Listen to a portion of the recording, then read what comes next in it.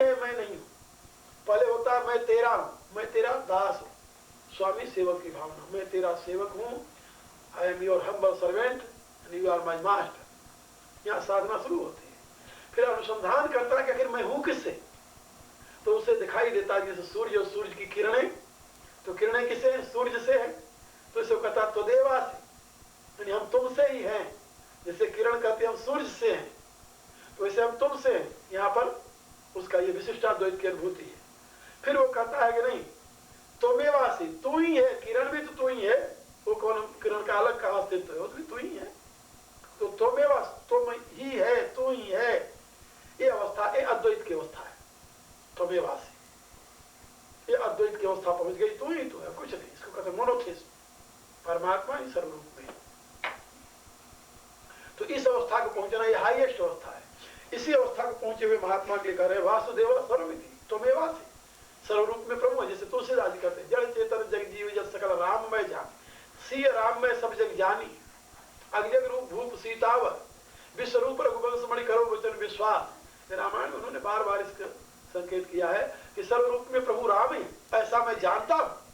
तुलसीदास ये नहीं कहा मैं मानता हूं, सी राम में सब जग जानी, मैंने अनुभव किया है कि कण कण में सीताराम के सिवा और कुछ नहीं है।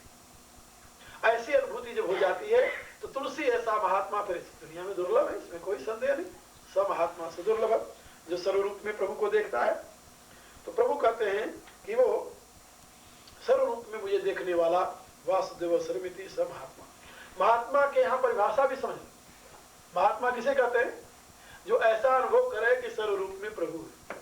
महात्मा नस्तु माम पार्थ दैवी प्रकृतिमासता भजत नन्नमसा ज्ञात्वा भूतादिभव्य। यही बात भगवान ने अन्यत्र भी कही है। महात्मा कौन है?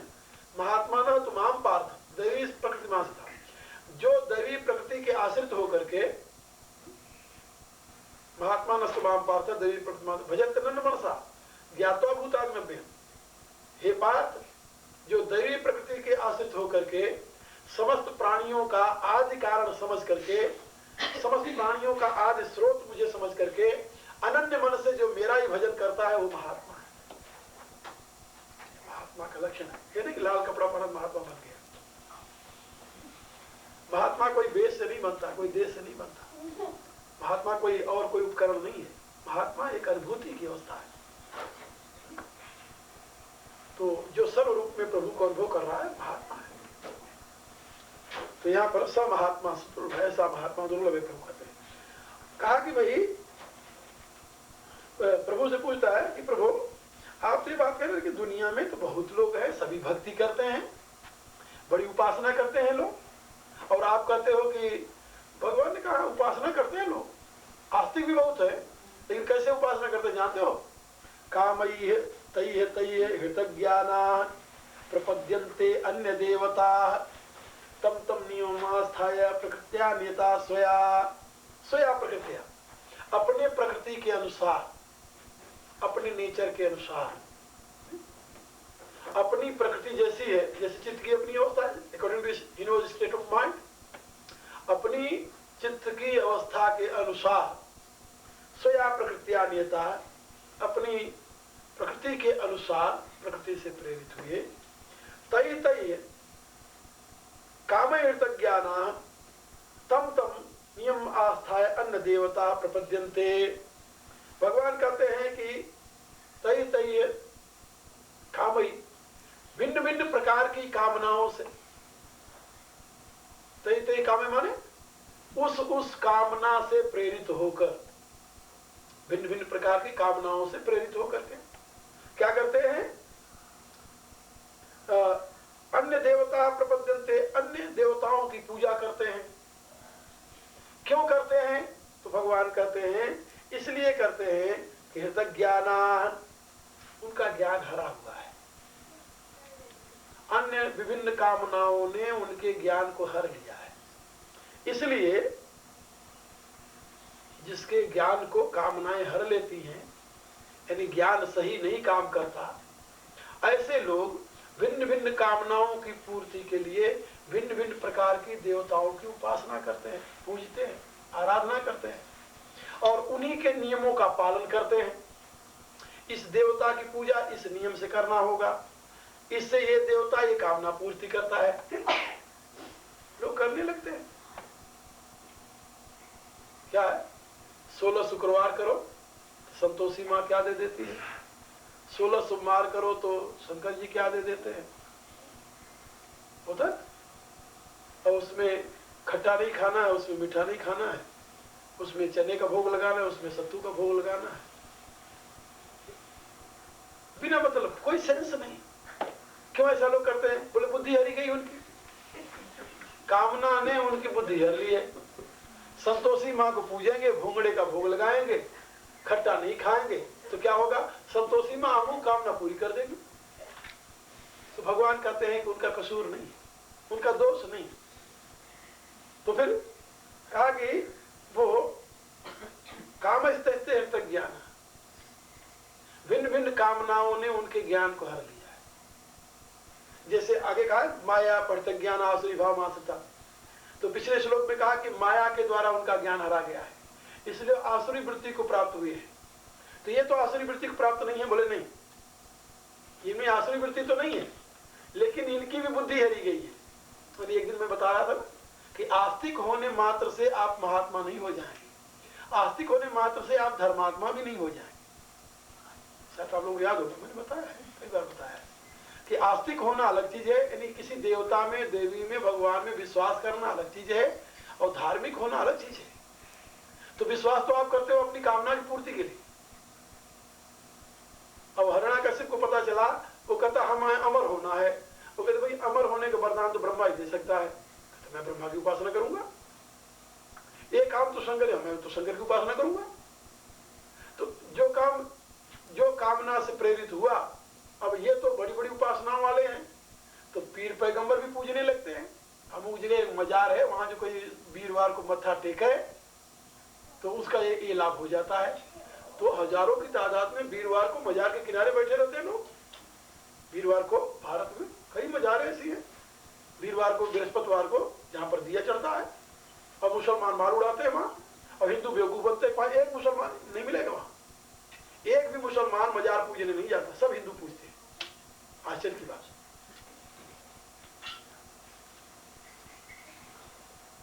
जहां आप देखो जितनी मजार है ना, दरगाह मजार, कोई मुसलमान नहीं पूजता, सब हिंदू पूजते हैं। आने को कामना लेकर के, किसी को बच्चा चाहिए तो वहां पहुंच गया, किसी को धन चाहिए तो वहां पहुंच गया, किसी का रोग नहीं जा रहा उसने पहुंच गया, किसी को नौकरी चाहिए वहां पहुंच गया, सब कर रहे हैं। किसी को भूत चढ़ा हुआ है, भूत उतारने के पहुंच गया, सर मिला रहा, भूत उतर रहा वहां। तो अनेक प्रकार की कामनाओं के द्वारा जिसकी बुद्धि मारी गई है, ज्ञान हरा गया है। भगवान कहते ऐसे लोग अन्य देवताओं की शरण में जाते हैं, भिन्न भिन्न प्रकार के देवताओं को पूजते हैं, और वो उन्हीं के नियमों का पालन करते हैं, उन्हीं के नियमों का पालन करते हुए उन देवताओं को पूजते हैं। क्यों पूजते हैं? वही कामना की प्राप्ति के लिए। कामना जब पूरी हो जाए तो फिर देवता नहीं, फिर तो एक आदमी चढ़ गया खजूर पर चढ़ गया खजूर तोड़ने के लिए, जब उतरने लगा तो नीचे देखा तो घबराया, तो भूत ऊपर आ गया। वो कहने लगा हे हनुमान जी मेरे ऊपर दया करो, हम जब उतर जाएंगे नीचे तो 1.25 मन लड्डू चढ़ाऊंगा।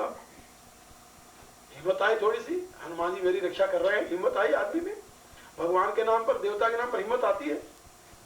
नीचे घुसता हुआ नीचे आया, आधी दूर आया तो देखा तो अब तो कुछ नहीं किया। कहता हनुमान जी 1.25 मन लड्डू बहुत है, देखो हम बहुत गरीब आदमी हैं, 1.25 मन लड्डू बहुत है। नहीं 1.25 मन बहुत है, अच्छा चलो कोई नहीं, 5 सेर लड्डू चढ़ाएंगे आपको। और नीचे उतरा, कहता है हनुमान जी आप जानते मैं बहुत गरीब आदमी, 5 सेर बहुत है, 1.25 सेर लड्डू आपको चढ़ाऊंगा यदि मैं नीचे उतर गया। और नीचे आया, कहता है कि देखो अपने बाल बच्चों को खिलाना हमें 1.25। और जब 10 फुट रह गया तो छलांग मार के नीचे कूद गया। कहता अब मैंने आपकी कृपा से नहीं, अब तो मैं अपने कूद करके उतर गया, अब न मैं कभी खजूर पर चढ़ूंगा न 1.25 न चढ़ाना न चढ़ाना। तो ऐसे लोग भी हैं जो कामना के नाते देव क्यों पुकारे, और जब कामना निकल गई तो देवता भाड़ में जाए, हमारा क्या लेगा। तो भगवान कह रहे हैं कि ये ऐसा क्यों करते हैं? कहा स्वया प्रकृति, ये उनका दोष नहीं है। यही तो हिंदू धर्म की महिमा है। सनातन धर्म ने यही तो किया। भूत प्रेत नाना प्रकार के देवी देवता बनाए, सब पूजे। जितनी नौ दुर्गा हमारे यहाँ पहले से थी, लोगों को तृप्ति नहीं हुई। बेवकूफ ने संतोषी माँ प्रकट कर दी, अभी पैदा हुई है। संतोषी माँ अभी पैदा हुई है, अभी इसको पैदा हुई है शायद 15-20 वर्ष हुए होंगे मुश्किल से। मूवी बन गई, मूवी ने तो मंदिर बना दिया उसके। मूवी का इतना प्रभाव पड़ा, लेकिन लोगों की बुद्धि तो है नहीं ना। लोग मेंटली चाइल्डहुड में रहते हैं, चाइल्डहुड में रहते हैं। आम जनता जो है मेंटली चाइल्डहुड में रहती है। उसके पास पैसे चाहे करोड़ों हो जाए, पढ़ कितना ले, रहती उसी में। एक पुलिस इंस्पेक्टर था, उसके घर गया तो उस दिन वो भोजन था, भोजन करने बैठ गया। मुझे बुलाया तो भोजन करने के लिए, तो मैं बैठा भोजन करने के लिए। तो मेरे सामने सब्जी आई, तो उसने कहा कि नहीं, मैं जैसे डालता हूँ मैं, कहता गुरुजी नहीं, मुझे नहीं डालना, मैं नहीं खाता। मैं सब्जी तो नहीं खाता। कहता नहीं, इसमें टमाटर पड़ा हुआ है। उनका टमाटर नहीं खाता। कहता नहीं, आज शुक्रवार है ना, इसलिए आज टमाटर नहीं खाता। मैं शुक्रवार को टमाटर नहीं खाता। कहता नहीं, मैं संतोषी माता का व्रत करता हूँ। अरे हम कहा मूर्ख, पढ़ा लिखा आदमी। हम कहे संतोषी माता क्या है रे? कहता पता नहीं क्या है, बताते हैं 16 शुक्रवार करे तो उसको ये मिलता है, तो हम तो 16 शुक्रवार कर रहे हैं। मैंने तो संतोषी माता, पढ़े लिखे क्या समझाओगे? तो उनके यानी कोई बड़ा ऑफिसर बन जाए या बहुत पढ़ लिख ले, बहुत ऊंची, उससे उसका मेंटल पोजीशन डेवलपमेंट हो गया, ऐसा नहीं सोचना चाहिए। बौद्धिक दरिद्रता तो बनी ही रहती है। भगवान ने कहा कि वो बौद्धिक रूप से दरिद्र है, बौद्धिक दरिद्रता है, बौद्धिक कृपणता। तो स्वया प्रकृति, अपनी प्रकृति के अनुसार, अपनी नेचर के अनुसार, नेता अपनी प्रकृति के अनुसार प्रेरित हुए, नेता प्रेरित हुए। तई तई काम ज्ञान, उन भोगों की कामना से ज्ञान जिसका हर लिया गया, विभिन्न प्रकार के भोगों की कामना से ज्ञान जिसका हरा गया है, ऐसे लोग तम नियम आस्था है। ऐसे लोग उन देवताओं के नियमों में पढ़ करके, उन नियमों को स्वीकार करके, आस्था नियम अन्य देवता प्रपंच, अन्य देवताओं के, विभिन्न देवताओं की उपासना करते, उसी में लगे हुए हैं। सारी जिंदगी उनकी इसी में चली जाती है। भक्ति भी करते हैं, कीर्तन भी करते हैं। अब तुम्हें देखने को मिलेगा जगह जगह साईं बाबा के मंदिर बन गए। अब भगवान इतने बड़े हुए हैं, अब साईं बाबा, एक और भगवान निकल आया नया। हाँ, एक शिरडी साईं बाबा निकला हुआ है, वो तो सारी कामना पूरी करते, वहां चले गए। क्या कहोगे? बड़ी मुश्किल की बात है लोगों को समझाना, नहीं समझा सकते। बड़ी मुश्किल की बात है। जहां जिसकी कामना प्रेरित किया, बड़े बड़े पढ़े लिखे जाकर वहां मत्था रगड़ने लगते हैं, कामना इतनी प्रबल है, तो उनकी बुद्धि हरी गई, बुद्धि नहीं है। वो ज्ञानी है ऐसी बात नहीं, ज्ञान खत्म है, उनका दिवाला निकला हुआ है। उनके ज्ञान जो है वो संसार में केवल घूमने फिरने का, कमाने का है, सही ज्ञान उनको नहीं। भगवान कह रहे हैं उनकी बुद्धि हरी गई है, अपहृतक ज्ञाना, इसलिए वो भिन्न भिन्न देवताओं की पूजा में लगे हुए हैं। जिसकी कामना जहां पूजने की, पूर्ण होने की कल्पना हुई, वहीं जाकर वो लग गया, उसी में लगा हुआ है, और उसी में लगे हुए उसकी उपासना करता है। तो भगवान से पूछा कि जब उसकी उपासना करता है तो उसको फल क्यों मिलता है? तो भगवान कहे कि फल क्यों मिलता है बताऊं? यो यो याम याम तनु भक्त श्रद्धया निक्षित, जो जिसके रूप की उपासना में श्रद्धा से अर्चना करता है ना, तो मैं क्या करता हूँ, तस्य तस्याम चलाम श्रद्धाम तामे विदधाम, मैं उसकी श्रद्धा उसी में कर देता हूँ। कोई भूत पूजने का शौकीन है तो उसकी श्रद्धा में भूत में कर देता हूँ, और मैं स्वयं भूत बनकर उसको फल दे देता हूँ, फल भी मैं ही देता हूँ। यानी जब शिरडी साईं बाबा ने तुम उपासना कर, तो शिरडी साईं बाबा का फल नहीं देता, फल तो भगवान के हाथ में, सृष्टि तो परमात्मा की है, किसी बाबा ने तो सृष्टि बनाई नहीं। क्या समझे? किसी पीर ने सृष्टि बनाई है? सृष्टि के ऊपर किसी मनुष्य का, किसी देवी देवता का अधिकार है? तो प्रभु की सृष्टि है, प्रभु की सृष्टि, प्रभु स्वयं सृष्टि रूप में है, उसके ऊपर किसका अधिकार हो सकता है? तो जो तुम्हें कामना मिलती है, भगवान कहते हैं जो मूर्ख जिस रूप की उपासना करता है उसकी श्रद्धा मैं उसी में फिक्स कर देता हूँ, दृढ़ कर देता हूँ, क्योंकि उसको मैं उसकी कामना पूरी कर देता हूँ। तो क्यों आप ऐसा करते हो? उनका तो मेरा लॉ है, कानून है, मेरा नियम है, डिवाइन लॉ, इसको रीत कहते हैं। तुम काम करोगे उसका फल तुम्हें मिलेगा। काम किसके नाम पर कर रहे हो इससे कोई मतलब नहीं, काम कर रहे हो तुम्हें फल मिलेगा। तो श्रद्धा के उपासना का फल पाते हैं वो। लेकिन भगवान आगे कह रहे हैं कि मूर्खता उनकी ये है कि वो केवल वहीं रह जाते हैं। का फल देता हूं मैं, उपासना कर रहे हैं भूत की, मैं भूत में उनकी भावना पक्का करके फल हमने दे दिया, अब वो भूत में ही रह गए, तो गति क्या होगी? मर करके भूत बनेंगे और कुछ नहीं बनते। मर करके आगे भगवान बताते हैं मर करके उनको भूत बनना होगा। तो जो जिस रूप कामना से प्रेरित होकर जिसकी उपासना करता है, जिस देवता की उपासना करता है, भगवान कहते हैं उसकी श्रद्धा मैं उसी में फिक्स कर देता हूं, दृढ़ कर देता हूं। श्रद्धा दृढ़ कैसे होती जानते हो? जब उपासना के बदले में उसे फल मिल जाए तो श्रद्धा दृढ़ होती है। दृढ़ श्रद्धा हो गई।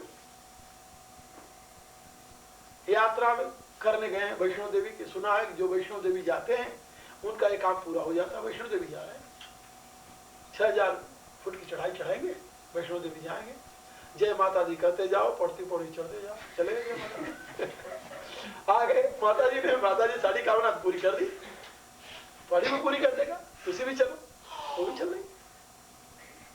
तो अब झुंड का झुंड जाने लगा। अब जहां पर 10,000 आदमी जा रहे हैं, 10 लाख आदमी जा रहे हैं, उसमें लाख तो पूरी होगी, वो तो होने वाली है। और भगवान कहता ठीक है तुम यही आस्था करो, हम तुम्हारी पूरी कर देंगे, ठीक है। तो कामना पूर्ति के लिए अनेक प्रकार के देवताओं की उपासना होती है, और उन देवताओं में भगवान कहता है मैं उनकी कामना उसी में पूरी कर देता हूं। पूरी हो गई, उसी में लग गए, ठीक, उसी में लग करके उसी पूज रहे, जिंदगी उसी में बीत गई। लेकिन अकल नहीं आई और ना आएगी। मुक्ति तो अकल से होती है ना। आपने देवता की उपासना की, देवता के रूप में कामना पूरी होगी, फिर और क्या चाहते हो आप? आपको मोक्ष मिलेगा? ना, आप दुख से मुक्त होगे? बिल्कुल नहीं। अगले जन्म में आपको उत्तम योनि मिलेगी? बिल्कुल नहीं। वो तो आपने कामना की, उसकी पूर्ति हो गई, आपने मजदूरी की, उसकी मजदूरी मिल गई आपको, आगे कुछ नहीं होने के, जहां वहीं रहोगे। जहां उससे तो कोई आंतरिक विकास होने वाला नहीं है, क्योंकि विकास का ये रास्ता ही नहीं है। कामना पूर्ति का रास्ता जो है विकास का रास्ता नहीं है, ये धर्म का रास्ता नहीं, ये तो कर्म का रास्ता है। क्या समझिए? ये कर्म का रास्ता है, धर्म का रास्ता नहीं। विभिन्न देवताओं की उपासना करना कर्म का रास्ता है, धर्म का रास्ता नहीं। क्योंकि धर्म का रास्ता तो विराग देता है। धर्मते विरति योगते ज्ञानम, धर्म का परिणाम तो विराग है। और यहाँ कामना से जिस देवता की तुम उपासना करे उसका कारण तो राग है, और उसके बदले जो तुम्हें सुख मिल गया, भोग मिल गया, तुम्हारा तो और राग बढ़ गया। फिर और राग बढ़ा तो और करो, और राग बढ़ा तो और करो। ये बड़ी विचित्र स्थिति है। तो इससे राग बढ़ता है, इससे विराग नहीं बढ़ता। किसी कामना से जब तुम किसी देवता की उपासना करते हो तो उससे तुम्हारा राग बढ़ता है, विराग नहीं बढ़ता। भोग बढ़ता है, योग नहीं बढ़ता, त्याग नहीं आता उससे, समझे? आसक्ति बढ़ती है, विरक्ति नहीं होती। वो तुम्हारे लिए बंधन का कारण बनता है, मुक्ति का कारण नहीं बनता। लेकिन फिर भी तुम ऐसे क्यों करते हो? इसलिए कि तुम्हारी कामना प्रेरित करती है उसको करने के लिए। तो भगवान कहते हैं यो याम याम, जो याम याम तनु भक्त याम याम तनु श्रद्धा अर्चितुम, जो जिस रूप की अर्चना श्रद्धा से करता है, भक्ति पूर्वक करता है, भगवान कहते हैं कि जिस इच्छा से करता है, तस्याम चलाम श्रद्धाम तामे विद्धाम्यम, उसकी भक्ति में ही मैं उसकी श्रद्धा दृढ़ करके और उसकी कामना को पूर्ण करके उसकी श्रद्धा दृढ़ कर देता हूं। ये हमारा नियम है। जो जिस देवता की जिस कामना से उपासना करता है श्रद्धा के साथ, भगवान कहते हैं उसकी कामना को उसी देवता के माध्यम से पूर्ण करके उसकी भक्ति में वही दृढ़ कर देता है। अब इसमें भगवान ने कहा है कि 5 की उपासना जो है, जो हमारा पंचदेव उपासना है, वो एक देव की है। शैवा सौराष्ट्र गणेशा वैष्णवा शक्ति पूजका मामेव प्राप्नुवन्ति है वर्षाम सागरम यथा। भगवान कहते हैं 5 रूपों में जो उपासना करते हैं वो तो मुझे प्राप्त करते हैं डायरेक्ट, क्योंकि वो 5 रूप मेरे ही हैं। शैवा शिव, सूर्य, गणेश, दुर्गा और विष्णु। शिव, सूर्य, गणेश, दुर्गा और विष्णु, ये 5 रूप प्रभु कह रहे मेरी अभिव्यक्तियां हैं, 5 मेरा मैनिफेस्टेशन है। इन 5 में जो जिसकी श्रद्धा है वो तो मुझे प्राप्त करेगा। कैसे प्राप्त करेगा? परसाम सागरम यथा ते प्राप्त होती मामेव, वो मुझे प्राप्त करते हैं भिन्न भिन्न नदियों से होकर के, जैसे समुद्र में गिरती हैं नदियां, भिन्न भिन्न नदियों के माध्यम से समुद्र में जल पहुंच जाता है। ऐसे इन पंचदेवों की उपासना करने वाले सीधा मुझे प्राप्त कर लेते हैं, क्योंकि 5 रूपों मैं ही हूं और ये 5 में ब्रह्म की भावना होती है। अन्य में ब्रह्म, पीर में ब्रह्म की भावना थोड़ी होगी, मत ब्रह्म की भावना हो भी नहीं सकती। यानी जहां पर ब्रह्म भाव नहीं बनता, परमात्मा भाव नहीं बनता, देव भाव बना रहता है, वहां तो उसको उसी प्रकार का फल मिलेगा। और ब्रह्म भाव कहां बनता है? पूर्णत्व में। शिव में ब्रह्म भाव बन सकता है, ब्राह्मी शक्ति अनंत महिमा वही है, उसमें बन सकता है। प्रणव की उपासना में ब्रह्म भाव बन सकता है, सूर्य की उपासना में ब्रह्म भाव बन सकता है। ये उपनिषदों में इसकी व्याख्या है, इसके लिए ब्रह्म तत्व की मीमांसा है। लेकिन सब जगह ब्रह्म भाव नहीं हो सकता। हम चाहे बनाना तब भी नहीं बनेगा, थोड़ी देर के लिए हम बना भी लें तभी वो मिट जाता है, नहीं रहता। तो उसकी सीमा पता है, उसकी सीमा का ज्ञान है, उसकी सीमा का बोध है, इसलिए वो ब्रह्मत्व की अवस्था में उसे नहीं बैठा पाते। तो भगवान कहते हैं कि जिस जिसकी श्रद्धा जिस रूप में होती है, जिस देवता में होती है, और जिस देवता की आराधना जिस कामना से वो करता है, उसकी श्रद्धा में उसी में उसकी यानी पूर्ति करके वो कर देता हूं। सतया श्रद्धया युक्त तस्य आराधनमीयते लभन्ते चित्त कामान् वैतानि तान् श्री कृष्णं वन्दे जगद्गुरुं श्री कृष्णं